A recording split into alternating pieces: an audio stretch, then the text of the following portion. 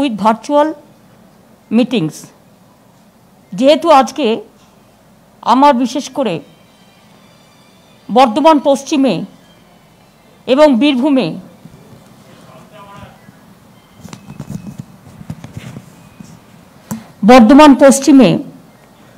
বীরভূমে আমার মিটিং ছিল, কিন্তু ইলেকশন কমিশন আপনারা জানেন কালকে সন্ধ্যেবেলায় একটা ইনস্ট্রাকশন দিয়েছেন যে বড় মিটিং করা যাবে না। এবং শুধু তাই নয়, বড় মিটিং তো করা যাবেই না, উপরন্তু একটা বিধি বেঁধে দিয়েছেন যে খুব জোর দরকার হলে কোথাও 500 লোকের অ্যারেঞ্জমেন্ট করে সেখান থেকে ভার্চুয়াল করা যেতে পারে, এরকম একটা বিধিনিষেধ বেঁধে দিয়েছে। তো আজকে আমার মিটিং ছিল সাউনির ওখানে, আসানসোল দক্ষিণ। আমি প্রথমেই বলবো সাউনি আমাদের খুব ভালো প্রার্থী, খুব লড়াকু ফাইটার, স্ট্রিট ফাইটার।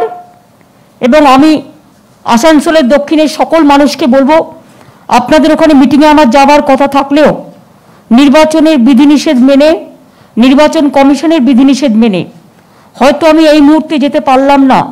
আমি এখান থেকে আপনাদের সকলকে আমার প্রণাম, অভিনন্দন, সালাম, নমস্কার, জয় জহর সব জানাচ্ছি। সাথে সাথে এটা বলবো, যে জায়গাগুলোতে আমার যাওয়ার কথা ছিল কিন্তু ইলেকশন কমিশনের বিধিনিষেধ মেনে যেতে পারিনি, আমি নির্বাচন মিটে গেলে আমি সেই জায়গাগুলোতে আমি আগে একবার করে আসব এবং তাদের সাথে দেখা করে যাব, যে জায়গাগুলোতে আমি যেতে পারিনি। আমার দৃঢ় বিশ্বাস আসানসোল দক্ষিণের মানুষ, আসানসোল বিশেষ করে মলয় একদিকে লড়াই করছে, উত্তরে মলয় ঘটক, দক্ষিণে সাউনি, ওদিকে আমাদের তাপস ব্যানার্জি লড়াই করছে, ওদিকে আমাদের যে প্রার্থীরা যারা আছেন, আমাদের বিশেষ করে হরাম চক্রবর্তী আছেন, আমাদের নরেন চক্রবর্তী আছেন পাণ্ডবেশ্বরে, উজ্জ্বল চ্যাটার্জি কুলটিতে আছেন, হরেরাম সিং আমাদের আছে জামুরিয়াতে, আমাদের সায়নী আছে আসানসোল দক্ষিণে, বিধান উপাধ্যায় আছে বারাবণীতে, প্রদীপ মজুমদার দুর্গাপুর পূর্ব, বিশ্বনাথ পারিয়াল দুর্গাপুর পশ্চিম, তাপস ব্যানার্জি রানীগঞ্জ। আর বাদবাকি আপনারা জানেন আজকে বিশ্বনাথ পারিয়ালদের মিটিংও ছিল, প্রদীপ মজুমদার এবং বিশ্বনাথ পারিয়ালের। সেই মিটিংটাও নির্বাচন কমিশনের বিধিনিষেধ মেনে আমাদের ক্যান্সেল করতে হয়েছে। সাউনির মিটিংটাও নির্বাচন বিধিনিষেধ মেনে ক্যান্সেল করতে হয়েছে। আর জামুরিয়াতে হরেরাম সিংয়ের মিটিংটাও বিধিনিষেধ মেনে ক্যান্সেল করতে হয়েছে। আর বাদবাকি রইল আমার বিধান মলয়ের মিটিং, আমি কালকে করে এসেছি, তবু আসানসোলে আমি ফিজিক্যালি পৌঁছতে পেরেছি, এটা আমার মানুষের কাছে সবচেয়ে বড় কৃতজ্ঞতা। এবং তাপস ব্যানার্জি, কুলটির উজ্জ্বল চ্যাটার্জি সকলেই আছে। আমি যেটা প্রথমেই বলবো আসানসোলের মানুষের কাছে, যে আসানসোলে আমরা করিনি এমন কোনো কাজ নেই। নতুন জেলা থেকে শুরু করে, ইউনিভার্সিটি থেকে শুরু করে, অন্ডাল এয়ারপোর্ট থেকে শুরু করে, মাদার অ্যান্ড চাইল্ড হাব থেকে শুরু করে, ITI থেকে শুরু করে, পলিটেকনিক থেকে শুরু করে, জলের ব্যবস্থা থেকে শুরু করে, উন্নয়ন থেকে শুরু করে সম্পূর্ণটাই করেছি। বড় বড় রাস্তা থেকে শুরু করে, এবং রানীগঞ্জে প্রায় 29,000 পরিবারকে আমরা পুনর্বাসন অলরেডি দিয়েছি, আরও দেব। আর একটা আসানসোলের মানুষ শুনলে খুশি হবে যে অন্ডাল এয়ারপোর্টটাকে আমরা ইন্টারন্যাশনাল এয়ারপোর্টে পরিণত করব আগামী 2 বছরের মধ্যে। ফলে এর জন্য আমরা অনেকটা টাকা দিয়েছি, যেটা রাস্তাঘাট, লাইট, উন্নয়ন এগুলো সব হবে। ইন্টারন্যাশনাল এয়ারপোর্টের স্ট্যান্ডার্ডে নিয়ে যেতে গেলে যে যে জিনিসগুলো প্রয়োজন সেগুলো আমরা করছি। এবং এখানে নজরুল ইউনিভার্সিটি আছে, এবং এখানে সবচেয়ে বড় কথা, হিন্দু, মুসলিম, শিখ, ইসাই গুরুদ্বারা যেমন আছে, মসজিদও আছে, মন্দিরও যেমন আছে। যেমন আমরা সবাই জানি আমাদের আসানসোলের বিখ্যাত মন্দির হচ্ছে আমাদের কল্যাণেশ্বরী মন্দির, খুবই বিখ্যাত মন্দির, সবাই আমরা জানি। সেরকম আমার গুরুদ্বারাও খুব ইম্পর্টেন্ট, গির্জাও খুব ইম্পর্টেন্ট। রমজান মাস চলছে, রমজান মাসে সকলকে রমজান উপবাস করতে হচ্ছে, কিন্তু উপবাস করেও আমি সবাইকে অনুরোধ করব যে আপনারা সবাই নিজের ভোটটা একটা করে দিন, কারণ আপনার ভোট খুব গুরুত্বপূর্ণ। আপনারা ভোটটা না দিলে সরকার গঠন হবে না। 2 হচ্ছে আপনারা ভোটটা দিলেই তবে কোভিড ম্যানেজমেন্টের কাজ আমরা কিন্তু এখনো কেউ বন্ধ করিনি, চলছে। মনে রাখবেন, সেন্ট্রাল গভর্নমেন্টের পুরো নেগলিজেন্সের জন্য আজকে ভারতবর্ষে কোভিডের এই পরিস্থিতি হয়েছে। গত 7ই মার্চ হর্ষবর্ধন কেন্দ্রীয় মন্ত্রী তিনি একটা সভায় দাঁড়িয়ে বলেন যে Covid is on its way out, মানে এরকম একটা কথা বলেছেন। একটা এ ধরনের কথাবার্তা, তার মানে তাদের কাছে কোনো আইবি রিপোর্ট ছিল না, তাদের কাছে কোনো এক্সপার্টসের রিপোর্ট ছিল না। কিন্তু ওয়ার্ল্ড হেলথ অর্গানাইজেশন 2020 থেকে অক্সিজেনের প্ল্যানিং, অক্সিজেন সারচার্জের প্ল্যানিং রেডি করতে বলেছিল সেন্ট্রাল গভর্নমেন্টকে, কিন্তু প্রধানমন্ত্রী কোনো মিটিংয়ে আজ পর্যন্ত আমাদের কাছে সে কথা বলেনি, স্টেটগুলোর কাছে। এবং আজকে মনে হয় উনি কোনো মিটিং করছে আমি শুনেছি, বাট আমরা উই আর নট ইনভাইটেড। আমি ইনভাইটেড থাকলে নিশ্চয়ই যেতাম, কিন্তু আমি শুনেছি যে 10টা স্টেটে বেশি হয়েছে তাদের ডাকা হয়েছে, সে ঠিক আছে, সেটা দেখুন। এক হচ্ছে কোভিডের জন্য আজকে দেখুন আমার এখানে 2 লক্ষ বাইরের ফোর্স পড়ে আছে, যেটা বারবার আমি মানুষকে বলেছি, আমি মিডিয়াকেও বলেছি যে বহিরাগতরা বাইরে থেকে পড়ে আছে। একটা হচ্ছে বিজেপির লক্ষাধিক বিভিন্ন রাজ্যের মন্ত্রী থেকে শুরু করে, শান্তি থেকে শুরু করে, মানে চুনোপুটি মিনিস্টার থেকে শুরু করে বড় সব রাজ্যের। দ্বিতীয়ত হচ্ছে প্রায় 2 লক্ষ পুলিশ ফোর্স এখানে পড়ে আছে। সুতরাং এই যে 3-4 লক্ষ লোক, তাদের কারো তো আরটিপিসিআর হয়নি, তারা যে কোভিড ছড়াচ্ছে না এটা তো বলা যাবে না। তার কারণ আপনারা দেখেছেন সাংবাদিকরা কাজ করতে গিয়ে একসাথে কাজ করেন বলে কত সাংবাদিক আক্রান্ত হয়েছে আজকে। এবং আজকে যেটা খুবই দুঃখের যে কেউ এতগুলো লোক, আমরা বারবার বলেছিলাম যে ক্যাম্পেনিং কাজ সব করছো, ঠিক আছে আমরা মেনে নিচ্ছি, এটা জনগণের পক্ষে আমরা কাজ করব, আমরা নিশ্চয়ই চাই না জনগণ আক্রান্ত হোক, কিন্তু সাথে সাথে ইলেকশন কমিশনের উচিত ছিল 3টে ইলেকশন একসাথে ক্লাব করে দেওয়া। কী হতো, 8টার জায়গায় 5টা ইলেকশন হতো। তবে ইলেকশন কমিশন আপনারা তো জানেন বিজেপির কথা শুনে চলে, বিজেপি যা বলবে তাই করবে। হঠাৎ কালকে ক্যাম্পেইনটা বন্ধ না করে তো আগেও করতে পারতো, কিন্তু যেহেতু প্রধানমন্ত্রী মিটিং ছিল বলে করা যাবে না। প্রধানমন্ত্রী মিটিংটা ক্যান্সেল করলেন, আদৌ মিটিং ছিল কিনা আমি জানি না, বলে কালকে হঠাৎ করে সব ইনস্ট্রাকশনই ওদের আসে রাত 10টার সময় অথবা রাত্রি 8টার পরে, যখন জনসংযোগটা কমে যায়। এর আগে যদি বিকেলবেলায় আমরা পেতাম তাহলে আমি আরও 2টো মিটিং ছুঁয়ে দিতে পারতাম কালকে, কিন্তু সেটা আমাদের জানানো হয় না, লাস্ট মোমেন্টে জানানো হচ্ছে সকাল থেকে হবে না, এই ধরনের। তো যাই হোক, জনগণের স্বার্থে আমরা মেনে নিয়েছি। কিন্তু কথা হচ্ছে নির্বাচন কমিশনকেও বারবার আমরা বলেছিলাম যে আপনারা ইলেকশনটাকে ক্লাব করুন। কেন 8টা ফেজ করার তো কোনো প্রয়োজন নেই, শুধু সেন্ট্রাল ফোর্সকে দিয়ে বিজেপির পক্ষে কাজ করানোর জন্য। কালকেও ইলেকশনে আমার 7টা এজেন্টকে কিডন্যাপ করা হয়েছিল, মিসিং ছিল, যেটা হচ্ছে জগদ্দল বিধানসভা কেন্দ্রে, এবং একটা জায়গায় তো গুলিও চালিয়েছে। আমি স্টেট বলেছি যারা গুলি চালিয়েছে তাদের বিরুদ্ধে তদন্ত হবে এবং অ্যাকশন হবে। গুলি চালানোকে আমরা সাপোর্ট করি না, সে যেই হোক। আর কিছু কিছু লোক দেখছি ইদানিং সেন্ট্রাল ফোর্সের কথায় নেচে গিয়ে একেবারে এখানেও স্টেটেও গুলি চালানো শুরু করে দিয়েছে, যেহেতু ইলেকশন কমিশনের আন্ডারে ভাবছে চিরদিনই তারা থাকবে। তাদের আমি বলবো আগুন নিয়ে কেউ খেলা করবেন না, মানুষকে মারবেন না, মানুষকে তার ভোট দিতে দিন। এবং আমি মানুষকেও আবেদন করব, একটা করে ভোট ইজ ভেরি ইম্পর্টেন্ট।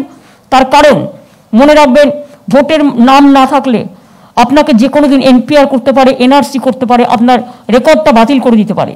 সুতরাং আমি এনপিআর করতে দেবো না, এনআরসি করতে দেবো না, এটা আমাদের চিরসিদ্ধান্ত, এবং কেয়া করতে দেবো না, এটা আমাদের চিরসিদ্ধান্ত। কিন্তু কথা হচ্ছে সবাইকে একটা করে ভোট কষ্ট করে হলেও দিতে হবে। সবাই ভোট কেন্দ্রে মাস্ক পরে যাবেন, আর ওখানে গেলে ওরা তো গ্লাভস দিচ্ছে, এগুলো আমাদের স্টেট গভর্নমেন্ট থেকে অ্যারেঞ্জমেন্ট করা আছে। তাছাড়াও সবাই নিজের ভোটটা দেবেন, এবং আমি যেরকম গোল্লা গোল্লা কেটে দিয়েছিলাম একটু একটু ছেড়ে ছেড়ে করবেন, কোনো অত ছাড়াছাড়ি অত হয়তো পারবেন না, ভোটটা দিতেও হবে। এটা আপনার নাগরিক অধিকার, এটা আপনার বাঁচার অধিকার, এটা আপনার গণতান্ত্রিক অধিকার, এটা আপনার সম্প্রীতির অধিকার, এটা আপনার সংস্কৃতির অধিকার, এটা সভ্যতার অধিকার, আর সর্বোপরি বাংলা বাঁচানোর অধিকার। আর এই কাজটা করতে করতে আপনারা মনে রাখবেন, আমি কোভিডকে কিন্তু কোনো রকম নেগলেক্ট করছি না। কোভিড নিয়ে এত বড় হয়েছে তার কারণ টোটাল সেন্ট্রাল গভর্নমেন্টের এটা ব্যর্থতা। অফেস ইলেকশন করতে গিয়ে আর বিজেপিকে সন্তুষ্ট করতে গিয়ে বিজেপি গভর্নমেন্ট বাংলাকে দখল করতে হবে, বাংলাকে যেমন করে ক্ষমতা দখল করতে হবে। সারা ভারতবর্ষের সবাই মিলে বেঙ্গল দখল করতে এসছে, আর বেঙ্গল দখল করার নাম করে বাংলাকেও আজকে কোভিডের সংকটে ফেলে দিয়েছে এবং সারা দেশকে সংকটের মধ্যে ফেলে দিয়েছে। এটা খুব দুর্ভাগ্যজনক ঘটনা এবং কোভিডটাকে টোটাল গুলিয়ে ফেলেছে। আমি এখনো বলি যে বাংলা দখল করতে গিয়ে সারা দেশকে, রাজ্যকে যে সংকটে ফেলেছে, টোটাল এটা হচ্ছে নেগলিজেন্স। এবং এখনো পর্যন্ত ফ্রি ভ্যাকসিন আপনারা জানেন 60% গুজরাট পেয়েছে, কিন্তু অন্যান্য রাজ্য 15-20%-এর বেশি এখনো পায়নি। আমরা বলছি ভ্যাকসিন আমাদের দেওয়া হোক, আর একটা রেট বেঁধে দেওয়া হোক, এবং কোথার থেকে আমরা ভ্যাকসিন নেবো, কোন কোম্পানির নেবো, সেটা সেন্ট্রাল গভর্নমেন্ট বলেছিল আমাদের বলে দেবে, সেটা নিশ্চয়ই তারা বলবে। বাজারে অক্সিজেন অ্যাভেলেবেল নয়, অক্সিজেন অ্যাভেলেবেল নেই, বাজারে ওষুধ অ্যাভেলেবেল নেই। এই অবস্থাতেও মনে রাখবেন আমরা গরিব লোকেদের বিনা পয়সায় কোভিড ট্রিটমেন্ট করছি, যে ওষুধটার দাম অত্যন্ত বেশি তা সত্ত্বেও। আর অক্সিজেন আমাদের বেঙ্গলে যে অক্সিজেন সাপ্লাই করতে চেন সেল, তাদের ইউপিতে দিয়ে দিচ্ছে আবার, মানে আমাদের চেনটাকে সরিয়ে নিয়ে যাচ্ছে, বাংলার চেনটাকে ইউপিতে সরিয়ে নিয়ে যাচ্ছে, যাতে বাংলা অক্সিজেনের অভাব হয়। আমরা একটা কাজ করেছি, যত আমাদের এখানে ইন্ডাস্ট্রিয়াল ইউনিট আছে, আমরা ইন্ডাস্ট্রিয়াল ইউনিটে যে অক্সিজেনটা খরচ হয়, ব্যবহার হয়, সেই অক্সিজেনটাকে আমরা টোটাল হেলথের কাজে শিফট করে দিয়েছি। অর্থাৎ ইন্ডাস্ট্রি যে অক্সিজেনটা প্রয়োজন হয়, ইন্ডাস্ট্রিয়াল অক্সিজেনটা আমরা নিজেরা নিয়ে নিয়েছি। এর ফলে 5,000 আমি এক্সট্রা অক্সিজেন সিলিন্ডার গতকালের মধ্যে আমরা অ্যারেঞ্জমেন্ট করেছি। ফলে আমার 15,000 আগে ছিল, এখন 20,000 সিলিন্ডার আমাদের আছে। এছাড়াও আমি আরেকজনের সাথে কথা বলেছি, তাদেরও কাছ থেকে সিলিন্ডার নেওয়ার চেষ্টা করছি। কারণ কেন্দ্রীয় সরকারের যা অবস্থা, এরা বাংলাকে ভাতে মারতে চায়, বাংলাকে পাতে মারতে চায়। এমনকি আমাদের যারা অক্সিজেন দিত সেল, তাদের বলে দিয়েছে তোমরা ইউপিকে দাও। তাহলে আমারটা কোথায় পাবো আমি? আমারটা তো দেখতে হবে। একটা রাজ্যের কেটে আর একটা রাজ্যকে দিয়ে দিচ্ছে, যার প্রয়োজন তাকে দিক, আমার কোনো আপত্তি নেই, এখানে নো ডিসক্রিমিনেশন। কিন্তু যেটা দেখছেন গুজরাটে পার্টি অফিস থেকে ইঞ্জেকশন দিচ্ছে, আর অন্যান্য জায়গায় দিচ্ছে না। আমি যদি একটা রাফলি হিসেব করি তাহলে দেখব, এমনকি যাদের বেশি প্রয়োজন তাদের যদি টোটাল আমরা ইঞ্জেকশনটা দেওয়ার চেষ্টা করি সারা দেশে, মানে আমি সারা ভারতবর্ষের কথা বলছি, 20,000 কোটি টাকার মধ্যে কিন্তু ইঞ্জেকশনটা হয়ে যায় মোটামুটি 150 টাকা করে যেটার দাম। কিন্তু পিএম কেয়ার্স ফান্ডে তো লক্ষ লক্ষ কোটি টাকা উঠেছে, তা 20,000 কোটি টাকা দিতে পারছে না। এর জন্য প্লেন কিনতে গিয়ে কত খরচা হয়েছে, একটা লোকসভা নতুন করে তৈরি করছে কত খরচা হচ্ছে, একটা মূর্তি তৈরি করতে গিয়ে কত খরচা হচ্ছে। আর যেখানে মানুষের জীবন, আজকে জীবনের খেলা, সেখানে জীবন মৃত্যুর খেলা, সেখানে মানুষের জন্য 20,000 কোটি টাকা খরচা করা কি এমন ব্যাপার? এতে 1 সেকেন্ড লাগে, 1 সেকেন্ড লাগে। কিন্তু দেবে কোত্থেকে? কোভিডের যে মেডিসিন সেন্ট্রাল গভর্নমেন্ট 65% মেডিসিন বা যেটা ভারতবর্ষে তৈরি হয়েছিল পুরো পাঠিয়ে দিয়েছে অন্যান্য দেশে। দেশে মেডিসিন নেই, মেডিসিনের হাহাকার, আর অন্যান্য দেশে মেডিসিন পাঠিয়ে দিয়েছে।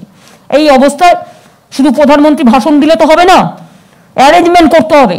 নেগলিজেন্স যখন তারা করেছে, আমি এটা নিয়ে রাজনীতি করতে চাই না, কিন্তু এটা ভেরি ব্যাড নেগলিজেন্স। যেখানে কোনো রকম ইনফরমেশন না রেখে WHO যখন বলেছিল যে তোমরা অক্সিজেন সারচার্জ করে রাখো 20-তে, তাহলে কেন আমরা শুনিনি? 2020-তে এটা ইনস্ট্রাকশন দিয়েছিল, কারোর সাথে আলোচনা করেনি, কোনো প্ল্যানিং করেনি, কাউকে বলেনি, যার জন্য আজকে এই অবস্থা। তো বাংলা আমরা ঝড় সামলে নেব। আমরা ইলেকশনে আছি ঠিকই, কিন্তু ইলেকশনের থেকেও আমার প্রায়োরিটি হচ্ছে কোভিডে, এবং আমি দিনে 5-6 বার মিটিং করি, এবং আমি জেলা থেকে ভার্চুয়াল করছি এই কারণে যে আমি জেলার স্টক টেকিংটাও নিতে পারছি। আজকে আমি দুর্গাপুর আসানসোলে আছি, এবং আসানসোল জেলায় আমি মিটিং করতে না পারলেও আমি আসানসোল জেলায় কোভিডের কী অবস্থা, দুর্গাপুর জেলায় কোভিডের কী অবস্থা দুর্গাপুরে, এবং বিশেষ করে কী কী বন্দোবস্ত আমরা করেছি আরও সেফ হোম বাড়াবার জন্য, আরও প্রাইভেট হসপিটালকে কানেক্ট করবার জন্য, আরও বেশি করে মানুষের প্রয়োজনে কাজে লাগাবার জন্য এই কাজগুলো আমি মনিটরিং করছি। আজকে আমি দুর্গাপুর আসানসোলেরটা মনিটরিং করলাম, আমি এখান থেকে ফিরে যাব বহরমপুরে গিয়ে আমি মুর্শিদাবাদেরটা মনিটরিং করব। আমি কালকে বীরভূমে যাব, আমি বীরভূমে গিয়ে বীরভূমেরটাও মনিটরিং করব।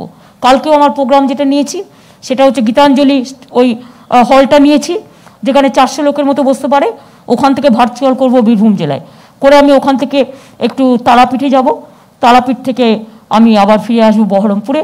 আর পরশুদিন আমাদের রবীন্দ্র ভবনে বহরমপুর থেকে আমি আবার ভার্চুয়াল করব সারা মুর্শিদাবাদ জেলার জন্য। তারপরের দিন আমি মালদা জেলা করব, এবং কলকাতায় একটা লাস্ট মিটিং করার আমার কথা ছিল, তো ওখানে একটা ছোট্ট হলে মিনার্ভা হল থেকে একটা ভার্চুয়ালি আমি করে দেবো। এই হচ্ছে অবস্থা। তাই আপনাদের সকলকে বলবো, আসানসোলের মানুষ, বর্ধমান পশ্চিমাঞ্চলের মানুষ, বিশেষ করে আপনাদের যাদের এখনও ভোট হয়নি, তারা অন্যান্য যারা ভোট দিয়েছেন বর্ধমান পূর্ব টুর্ব হয়ে গেছে যেগুলো, তাদের অনেক ধন্যবাদ। শান্তিতে থাকবেন, ভালো থাকবেন, সাবধানে থাকবেন যাদের ভোট হয়ে গেছে, আর কোভিড বিধি মেনে চলবেন। আর যাদের ভোট এখনো হয়নি তাদের বলবো শান্তিপূর্ণভাবে ভোটটা করিয়ে নেওয়ার জন্য, এবং মানুষকে ভোটটা দিতে হবে। বিজেপি কতগুলো জায়গায় বলছে ভোট দেবেন না, দেওয়ার প্রয়োজন নেই, এটা সম্পূর্ণ বাজে কথা।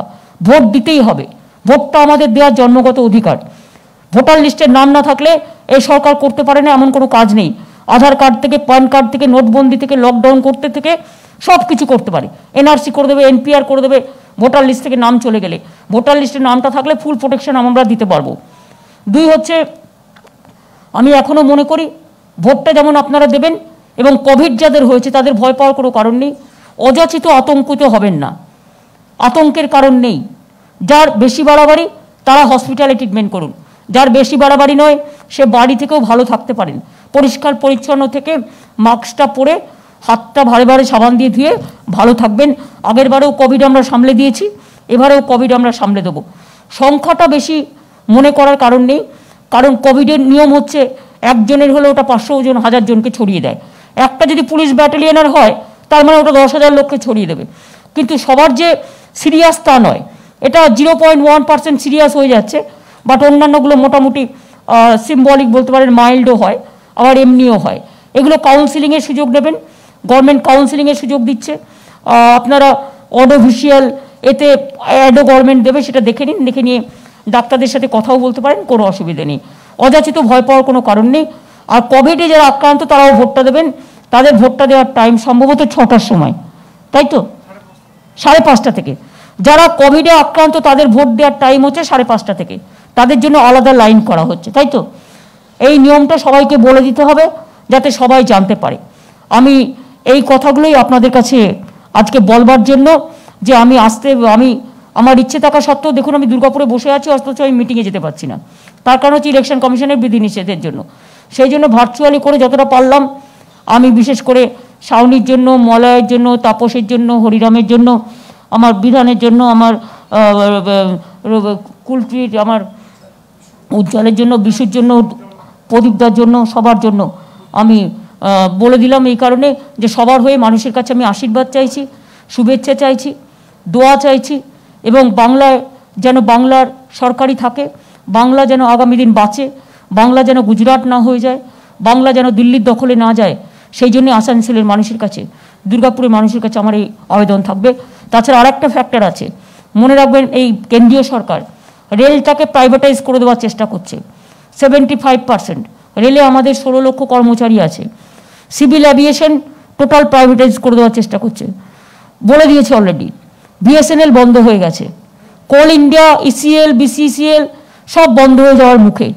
আজকে এমটিএনএল থেকে শুরু করে, আইওসিএল থেকে শুরু করে, সমস্ত ব্যাংক থেকে শুরু করে, লাইফ ইন্স্যুরেন্স 75% মানে পুরো একদম হয়ে গেছে, প্রাইভেটাইজ হয়ে গেছে।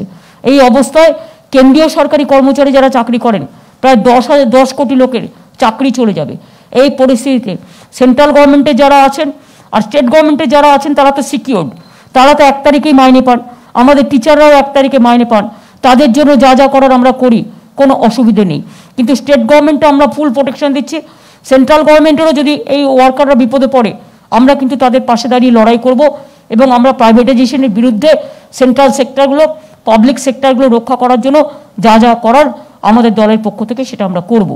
তাই আসানসোল বেল্ট বিশেষ করে ইন্ডাস্ট্রি বন্ধ হয়ে গেলে মনে রাখবেন এখানে কোটি কোটি বেকার তৈরি হবে, লক্ষ লক্ষ বেকার তৈরি হবে। আসানসোল কিন্তু ইন্ডাস্ট্রির ওপরে নির্ভরশীল। কোল ইন্ডিয়া, এখানে সেল, তারপরে এখানে তোমাদের কোল আছে, সেল আছে, সিএলডাব্লিউ আছে, চিত্তরঞ্জন লোকোমোটিভ, যে চিত্তরঞ্জন লোকোমোটিভকে আমি বাঁচিয়ে দিয়ে চলে গেছিলাম, সেই চিত্তরঞ্জন লোকোমোটিভ আজকে বন্ধ করে দেওয়ার চক্রান্ত চলছে, এবং অ্যালয়েড স্টিল প্লান্ট থেকে শুরু করে সব।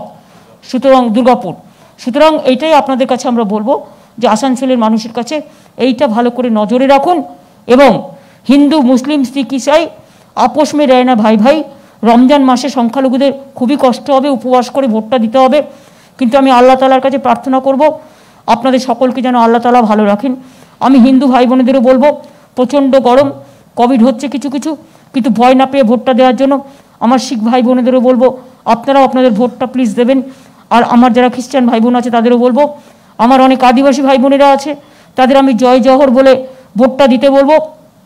অনেক কাজ আমরা করেছি, বিনা পয়সায় রেশন পেতে গেলে, বিনা পয়সায় স্বাস্থ্য পেতে গেলে স্বাস্থ্যসাথীর কার্ড করে দিয়েছি 5 লক্ষ টাকার, বিনা পয়সায় রেশন আগামী দিন যাতে আপনারা পেতে পারেন, দুয়ারে দুয়ারে বিনা পয়সায় রেশন আমরা পৌঁছতে পারি। তাছাড়াও যেটা হচ্ছে মহিলাদের আমরা একটা হাত খরচা দেবো 1000 থেকে 500 টাকা বাড়ির মহিলাদের, সেইটাও মহিলারা যাতে পেতে পারেন। কৃষি জমি যাদের আছে 1 একর জমির প্রতি 10,000 টাকা করে দেবো, এবং যাদের প্রান্তিক চাষি এবং ক্ষুদ্র চাষি আছে, যাদের 1 কাঠা জমিও আছে, তারাও 5,000 টাকা করে পাবে। এবং ছাত্রছাত্রীরা যাতে আগামী দিন ভালো করে পড়াশুনো করতে পারে, সেই জন্য আমরা 10 লক্ষ টাকা পর্যন্ত ক্রেডিট কার্ড তাদের ব্যাংকে দেবো, এবং এর জন্য গ্যারেন্টার হবে সরকার নিজে, যাতে বাড়ির লোকেদের উপর কোনো চাপ না পড়ে। আমি চাই আমাদের ছাত্রছাত্রীরা মাথা তুলে দাঁড়াক, আমি চাই আমাদের যুবক যুবতীরা মাথা তুলে দাঁড়াক, আমি চাই আমার মা বোনেরা তারা সম্মানের আলো নিয়ে পৃথিবীতে নতুন করে আলোকের ঝর্ণাধারায় সবাইকে ধুয়ে দিক, এবং আলোকের ঝর্ণাধারায় আমার মা বোনেরা যে রাধে, সে চুলো বাঁধে, তাদের আমি বলবো অগ্রগণ্য ভূমিকা নিতে আগামী দিন এই সমাজকে তৈরি করবার জন্য। আমি এটা বলে সর্বধর্ম সর্ববর্ণ সব সম্প্রদায়ের মানুষকে অনেক অনেক ধন্যবাদ, অভিনন্দন, কৃতজ্ঞতা, প্রণাম, সালাম জানাচ্ছি। আমি লোকাল কেবল সহ আমার এখানে যত মিডিয়া আছেন, ন্যাশনাল, ইন্টারন্যাশনাল, স্টেট, লোকাল, আমি সবাইকে, ডিস্ট্রিক্টের সবাইকে আমার প্রাণ ভরা আমার শুভেচ্ছা জানাচ্ছি। আপনাদের পরিবার পরিজনও ভালো থাকুক, সুন্দর থাকুক। আপনারাও দয়া করে আপনাদের ভোটটা টাইমলি দেবেন। আর কোথাও কোনো প্রবলেম হলে উত্তেজনা না করে এটাকে কি করে সলভ করা যায়, একটু আপনাদের সাহায্যও আমি চাইছি। আপনাদের সকলকে ধন্যবাদ জানিয়ে, আর বিশেষ করে শাওনি আমার মিষ্টি মেয়ে, অনেক খেটেছে। শাওনি নমস্কার করো। আমি চাইছি শাওনি জিতুক। 2 হচ্ছে আমার প্রদীপদা আছেন, দীর্ঘদিন আমার সাথে কাজ করেন, আমাদের কৃষি দপ্তরটাকে আলোকিত করে রেখে দেন, দেরাদুনের ইউনিভার্সিটির কাজ ছেড়ে এখানে এসেছিলেন, এবং প্রদীপদাকে দিলে আমি খুব খুশি হব। ওদিকে আমার আছে নরেন আছে পাণ্ডবেশ্বর, ওখানে তো যে অপোজিশন बीजेपी पार्टी আছে কোটি কোটি টাকা খরচ করছে, कोटी कोटी टाका अब ले लो लेकिन वोट मत दो। जो रुपया दे रहा है वो आज इसको रुपया कहाँ से मिला, और रुपया जनता का काम करते गए वो अपना रुपया कमाया और अभी रुपया दे रहा है, और रुपया ले लो लेकिन वोट मत दो। আমি হরিরামকে ভোট দিতে বলবো। তাপস ব্যানার্জি অনেক পুরনো এবং ওর একটা পরিচয় আছে, চিরকাল অনেক কাজ করেছে। আমি তাপস ব্যানার্জিকে ভোট দেওয়ার জন্য অনুরোধ করব রানীগঞ্জে। এদিকে মলয় ঘটক আমাদের আসানসোল উত্তর, মলয় আমার একজন প্রিয় সাথী, এবং লেবার থেকে শুরু করে ওয়ার্কার থেকে শুরু করে ইন্ডাস্ট্রি থেকে শুরু করে সব ব্যাপারে আমাকে খুব হেল্প করে, সামাজিক সুরক্ষা কার্ড থেকে শুরু করে। আমি মলয় ঘটককে আমাদের আগামী দিনেও চাই, তাই মলয় ঘটককে যে ভোট দেওয়ার জন্য অনুরোধ করব। ওদিকে আমার আছে বিশ্বনাথ পারিয়াল, ও কাজের ছেলে, ওকেও ভোট দেওয়ার জন্য অনুরোধ করব। এবং মারোয়ারিরা আমার কাছে একটা আজকে রিকোয়েস্ট দিয়েছে, যেটা হচ্ছে একটা বার্নিং ঘাট ওরা করতে চায় টাকা খরচ করে ইমিডিয়েট করবার জন্য। ওটা আমি ফিরাদ হাকিমকে অলরেডি বলে দিয়েছি ইমিডিয়েট ওটা ক্লিয়ার করে দেওয়ার জন্য, কারণ এখন তো আর বোর্ড নেই দুর্গাপুর আসানসোলে। আমার উজ্জ্বল চ্যাটার্জি কুলটির পুরনো ছেলে, চিরকাল জলের জন্য লড়াই করেছে, কুলটিতে জল চাই, কুলটিতে জল এখন পেয়েছে, সুতরাং কুলটির মানুষ জলের পরিবর্তে উজ্জ্বলকে বেছে নেবে। জীবন জলের আরেক নাম জীবন, এবং কুলটির মানুষ অলওয়েজ করে। চিত্তরঞ্জন লোকোমোটিভ থেকে শুরু করে আমার সবার কাছে আবেদন থাকবে। ওদিকে আমার আছে বিধান উপাধ্যায়, আপনারা জানেন যে বিধান চিরকালই কাজ করে, ওর বাবা ছিল মানিক উপাধ্যায়, মানিকদা চিরকাল করেছেন, এবং টোটাল ওই জায়গাগুলোকে লাইমলাইট নিয়ে আসার পেছনে বিধানদের অনেক গুরুত্বপূর্ণ ভূমিকা আছে। সুতরাং বিধানকে ভোট দেওয়ার জন্য অনুরোধ করব। আর ওদিকে আছে আমার हरिराम सिंह, वही आते जामुरिया में। हम सब हर आदमी को रिक्वेस्ट करने चाहूंगी कि आप वोट अभी हरिराम सिंह को दीजिए। अगर जो भी है, आप मत सोचिए कि सीपीएम को वोट देने से सीपीएम जीत जाएगा। अगर आप लोग इकट्ठा होकर हरिराम सिंह को वोट देंगे तो हरिराम सिंह भी जीत जाएगा। हमारा एक सीट जीते तो हमारा एक काउंट होगा, और हमारा एक सीट ना जीते तो बीजेपी का बारे में चला जाएगा। आप लोग अगर बीजेपी के हराने चाहते हैं तो आप मजबूत होके एक कट्टा होके आप हरिराम सिंह को वोट दीजिए। এইটা বলে আমি সবাইকে বলবো, आसनसोल का हर आदमी को हम शुक्रिया अदा करना चाहूँगी कि आप लोग लोकसभा चुनाव में बीजेपी को दिया, लेकिन ये विधानसभा का चुनाव है। इस चुनाव में आप तृणमूल कांग्रेस का उम्मीदवार को जिताइए, जैसे हम बांग्ला को रक्षा कर सके, आप लोगों को भी रक्षा कर सके। আমি এটুকু বলে বলবো, জয় হিন্দ, বন্দে মাতরম, তৃণমূল কংগ্রেস জিন্দাবাদ, জয় বাংলা, জয় আসানসোল। সকলে ভালো থাকুন, রাঙামাটি ভালো থাকুক আমার।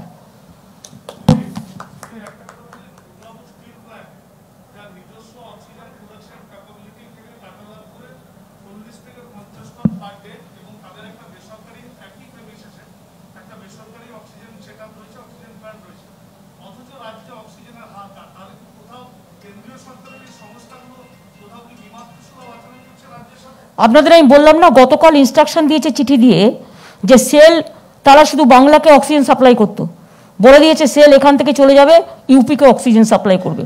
তাহলে বাংলা কি মানে ভিকিরি নাকি বাংলা মানে দুয়োরানি সুয়োরানি অক্সিজেন দেবে সব বিজেপি স্টেটগুলোকে, আর দুয়োরানি বাংলা। ভোটের সময় বাংলার ভোট চাই, বাংলাকে দখল করতে হবে, আর অক্সিজেনের সময় বাংলা থেকে অক্সিজেন কেন টেনে নিয়ে চলে যাবে? সেজন্য আমরা অল্টারনেটিভ অলরেডি 5,000 আজকে জোগাড় করেছি, আমরা আরও করব। এবং আমি চিঠি লিখেছি যে আমাদের অক্সিজেন অন্য জায়গায় দেওয়া চলবে না। আমি অলরেডি কালকে প্রধানমন্ত্রীকে চিঠি পাঠিয়েছি।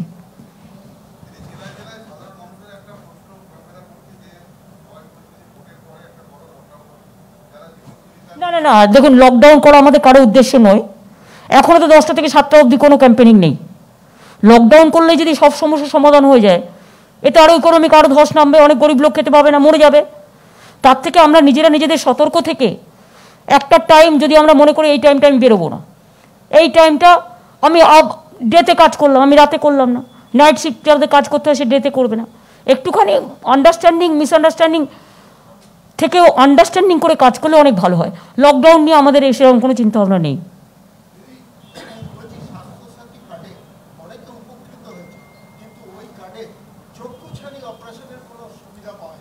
আচ্ছা, এটা আমি বলে দেবো। আমরা কিন্তু চক্ষু ছানির জন্য একটা বিরাট মানে একটা কাজ করছি, চোখের আলো, তাতে চক্ষু অপারেশন এবং চশমা দেওয়া বিনা পয়সায় করছি, সেটা আর একটা স্কিম আছে, এটা জেনে রাখুন, চোখের আলো স্কিম।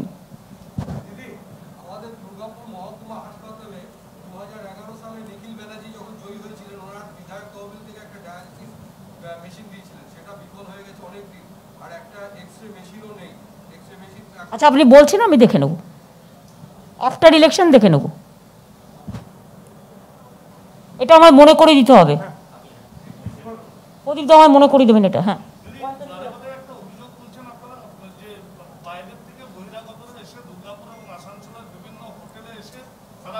ভর্তি নির্বাচন কমিশন বা প্রশাসনের কাছে কি কোনো অভিযোগ জানানো হয়েছে তৃণমূল কংগ্রেসের পক্ষ থেকে? দেখুন, আমরা ইলেকশন কমিশনকে প্রচুর চিঠি লিখেছি। আজকে আমার মনে হয় আজকে 6টার পরে সব খালি করে দেওয়া উচিত, কিন্তু তার মধ্যে যা ছড়িয়ে গেল, টাকা হোর্স পাইপের মতো দিচ্ছে। লোক অসুখে পড়লে একটা কোভিডের ইঞ্জেকশন নেই, অক্সিজেন নেই, একটা ওষুধ নেই, বিজেপিকে ভোট দাও টাকা চলছে, এটা অন্যায়। এবং আমি মনে করি এটা প্রশাসনকে আরও বেশি করে এটাকে সক্রিয় হতে হবে। প্রশাসন এমন হয়ে গেছে, যেহেতু বিজেপি সব ডিএম চেঞ্জ করে দিয়েছে, এসপি চেঞ্জ করে দিয়েছে, নিজের ইচ্ছে মতো সেট আপ করেছে, তারা শুধু বিজেপির হয়ে তাবেদারি করে যাচ্ছে, তারা মানুষের প্রয়োজনটা দেখছে না।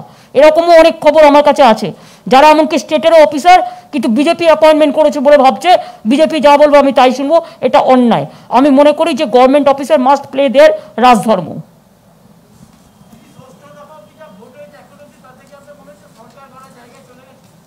হ্যাঁ, তা আছে, কিন্তু তবুও আমি বলবো যে এই দুটো ফেসও আমার কাছে খুব গুরুত্বপূর্ণ। এই দুটো ফেসও আমরা মানুষের কাছে অ্যাপিল করব প্রত্যেকটা সিট আমাদের দেওয়ার জন্য। তাহলে থ্যাংক ইউ, এটা শেষ করি। আমি তারপরে আমার ক্যান্ডিডেটদের ছেড়ে দিই, ওদের তো আজকে লাস্ট ডেট। যাও তোমরা আস্তে আস্তে এবার গিয়ে সবাই সবার জন্য কাজ করবে।